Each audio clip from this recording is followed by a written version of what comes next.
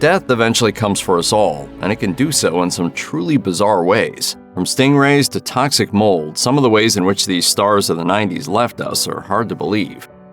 As the son of the legendary Bruce Lee, Brandon Lee had quite the yellow jumpsuit to fill. Destined for a life of movie stardom and martial arts awesomeness, Lee started his career with a few Hong Kong productions before transitioning to Hollywood in the early 90s. He landed the lead role in The Crow and delivered one of the finest performances in the history of the superhero genre, but it came at the ultimate cost. Shortly after midnight on March 31, 1993, Lee and actor Michael Massey were filming a scene that called for Massey to fire a .44 Magnum loaded with blanks at Lee. But a crew member had made the blanks by removing the powder from live ammunition, accidentally creating a charge that launched a bullet fragment from the barrel. It struck Lee in the abdomen. And I saw the wound. It was just an open wound, but you could see the blood pooling behind it. Lee died at the age of 28 after several hours of intensive surgery. Although no criminal charges were filed against any crew members, Lee's mother filed a civil suit that was later settled for an undisclosed sum. Aaliyah's career was heavy with controversy. She made waves with her first album, Age Ain't Nothing But a Number, which dropped in 1994 with an extraordinarily suspicious title, and R. Kelly as a credited songwriter-producer. Kelly allegedly married Aaliyah in secret when she was 15, leading Aaliyah's parents to quietly annul the ceremony, though both parties denied those claims. On August 25, 2001, Aaliyah, along with 7 passengers and their uncertified pilots, were killed when their Cessna crashed as it prepared to take off from the Bahamas. It was later determined that the tiny twin-engine plane was carrying far too much cargo, causing the vessel to crash almost immediately. Aaliyah's parents sued the music video production company that arranged transportation and the company that operated the Cessna. Both reached settlements in the early 2000s. Anne Heche had over 90 credits to her name upon her death, but to many in the late 90s, she was best known as Ellen DeGeneres' girlfriend. After they went public with their relationship, Heche and DeGeneres, who dated from 1997 to 2000, were often referred to as the first gay super couple. After their breakup, Heche made headlines for alleged drug abuse and various mental health episodes, including one instance where she knocked on a stranger's door in only her bra and shorts. Things came to a bizarre end in August 2022, when Heche hit a wall in the parking area of a Mar Vista apartment complex with her car, then drove off before anyone could help. She quickly crashed again into a nearby home, which caused a collapse and a massive fire that took over an hour to extinguish. Heche was seemingly conscious when they pulled her from the wreckage, but she eventually fell into a coma before dying of thermal injuries and smoke inhalation. Her autopsy later revealed no illicit substances in her system. Her death was ruled an accident. The 1995 classic Clueless may have brought Brittany Murphy into the spotlight, but it was her talent that kept her there. She ended the decade on another high note with Girl Interrupted and moved into the 2000s with hits like 8 Mile and Just Married. Murphy was also a voice actor and singer. She was the voice behind Luann on King of the Hill and covered a number of hit tracks as part of her role in Happy Feet. Unfortunately, Murphy's work was nearly overshadowed by the mysterious circumstances surrounding her death. She collapsed in her home in December 2009. Her initial autopsy report noted acquired pneumonia as her cause of death with multiple mitigating factors, including iron deficiency anemia and multiple drug intoxication. But after the eerily similar death of her husband months later in the same house, rumors of toxic mold in their Los Angeles home began to take hold. Though initially skeptical of the theory, Murphy's mother, Sharon, eventually filed a lawsuit.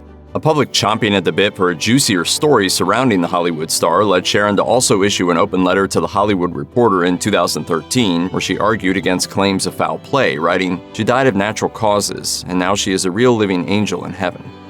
Even decades after his death, merely mentioning Steve Irwin's name to someone who grew up watching the adventurous Australian is enough to fill their hearts with nostalgia and their eyes with tears. Irwin made his first TV appearance in 1997 when his show The Crocodile Hunter debuted, giving him the moniker he'd come to be known by. In the years that followed, he was a fixture on the small screen, with his charm and adrenaline-inducing escapades with animals captivating viewers of all ages. I've been put on this planet to protect wildlife and wilderness areas, which in essence is going to help humanity. When news began circulating about Irwin's death in 2006, the first and obvious thought in people's minds was that a crocodile must have finally gotten the better of him. But to the surprise of many, the culprit turned out to be the typically docile stingray. Irwin was snorkeling as part of a production off the coast of Australia when he encountered the stingray, which felt threatened enough to attack Irwin with its barb, piercing his heart. Fans mourned their favorite wildlife expert, but fortunately, the crocodile hunter's story doesn't end in doom and gloom. In the years since his death, Irwin's children have taken up his charge and continued carrying on their father's legacy.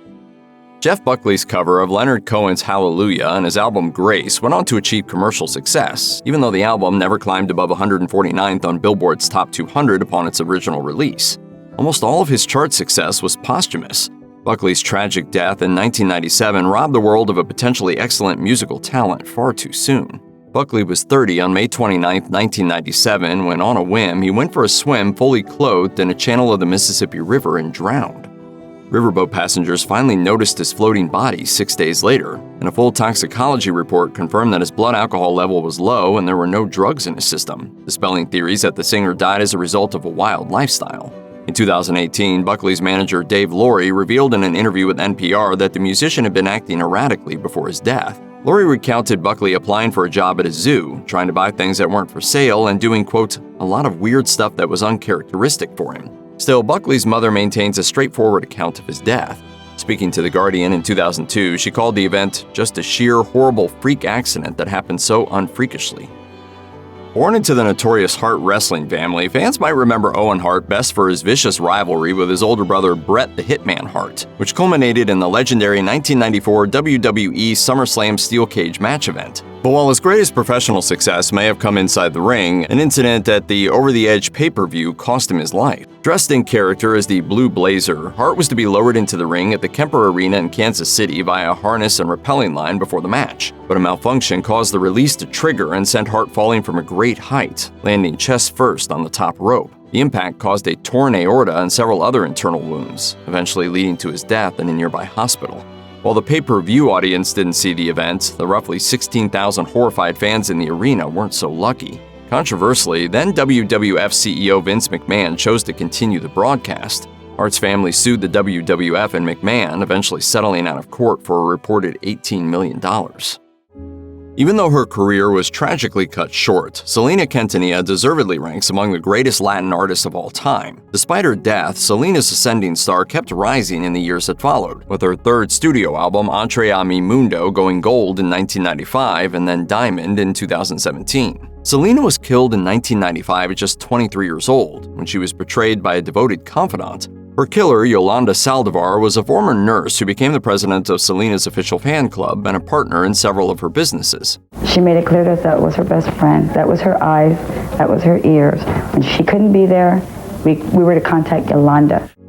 Saldivar allegedly embezzled funds from Selena's fans and customers, which prompted Selena to arrange a meeting in a Corpus Christi motel room where she would presumably fire her. Instead, Saldivar pulled out a gun and shot Selena in the shoulder. The singer escaped the room and was able to identify Saldivar as her killer before she collapsed in the hotel lobby. She died in a nearby hospital, and Saldivar eventually received a life sentence for her murder.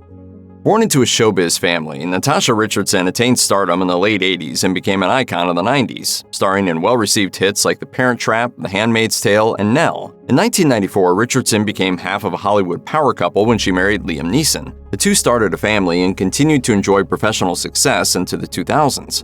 On March 16, 2009, Richardson experienced a seemingly minor fall while skiing at a resort in Quebec. While she wasn't wearing a helmet, she hadn't collided with anything and insisted she was fine. Unfortunately, Richardson was unknowingly suffering from bleeding in her brain. Her condition worsened and she eventually died 2 days later in the hospital. The official cause of death was listed as an epidural hematoma. In 2014, Neeson spoke to Anderson Cooper for 60 Minutes, where he characterized his grief, stating, "You feel like a three-legged table. Just suddenly, the earth isn't stable anymore, and then it passes and it becomes more infrequent, but I still get it sometimes."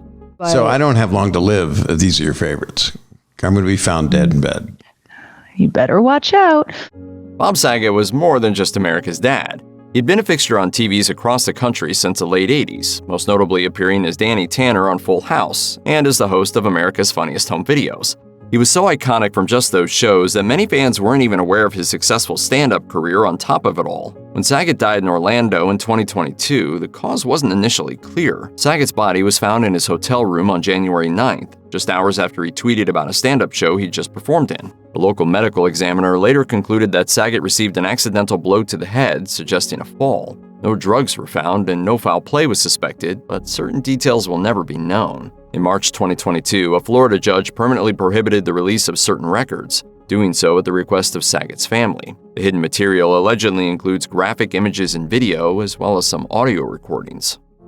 Merlin Santana was a fixture of 90s sitcoms. His breakthrough came as Rudy's boyfriend Stanley in 7 episodes of The Cosby Show. He would carry that success forward into other recurring roles on television staples like Getting By, Hanging with Mr. Cooper, and Moesha. Santana's biggest role was on The Steve Harvey Show, enjoying 6 seasons of consistent work before his life was senselessly cut short in 2002.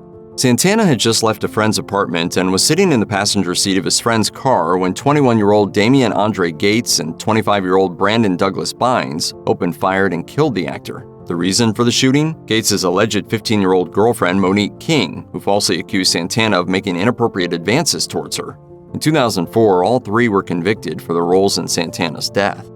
If you or someone you know needs help with mental health, please contact the Crisis Text Line by texting HOME to 741-741. Call the National Alliance on Mental Illness Helpline at 1-800-950-NAMI 6264 or visit the National Institute of Mental Health website.